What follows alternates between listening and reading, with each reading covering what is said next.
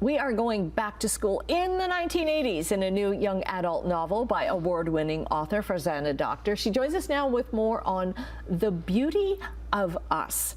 And I loved how this was set in the 80s because, of course, I was in high school in the 80s, so were you. Me too, yeah. And just the references to the clothing and the music and, you know, not having phones. Yes.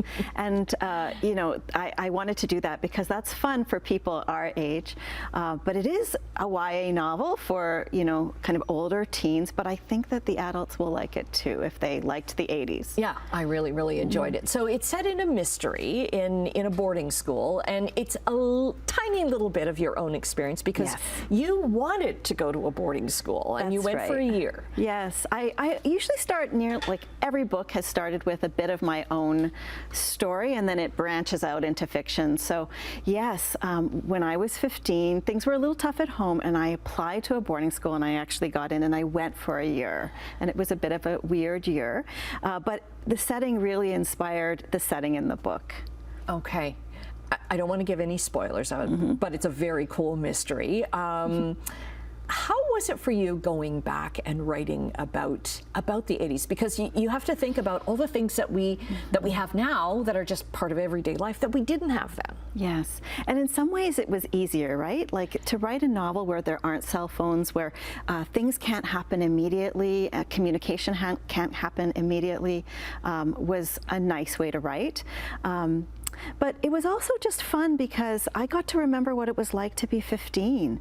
And, you know, at that time the world felt so wide open, and yet I was also pretty sheltered. And you know, it takes time and experience to get a sense of the complexity of life. Right, involving cliques too, which all teenagers I think deal with, regardless of when the time is set. Yes, and there are two teen characters in the book, and there's also a young teacher who's 24, first job, and they're all dealing with issues of like belonging and home and bullying and racism, yes. Many of the characters in this book are racialized kids, and that was also important to me to have a different kind of boarding school story. Right, and this is a different kind of writing for you because I'm used to, so this is your fifth novel, you said, but it's your first YA novel. That's right. So you've written novels, you've written poetry, you wrote a great guide for home caregivers as well. Yes.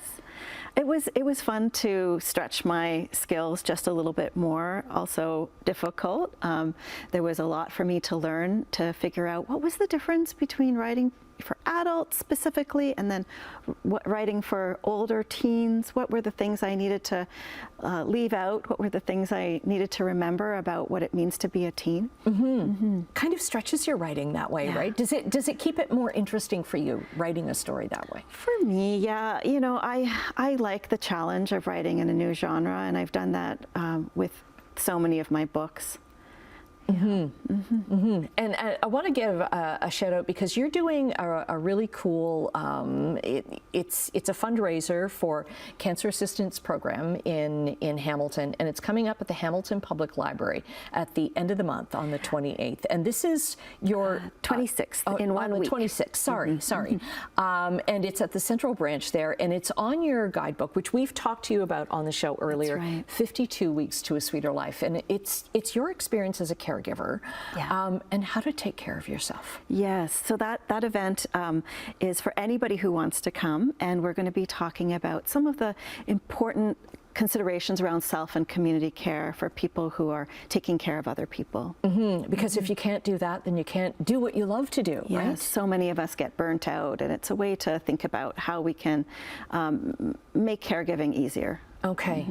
In the meantime, The Beauty of Us is out now, and I highly encourage you to read it. I loved it, reading it. It's a YA novel, but I loved reading it as an adult, especially if you grew up in the 80s. You are going to love the references to this.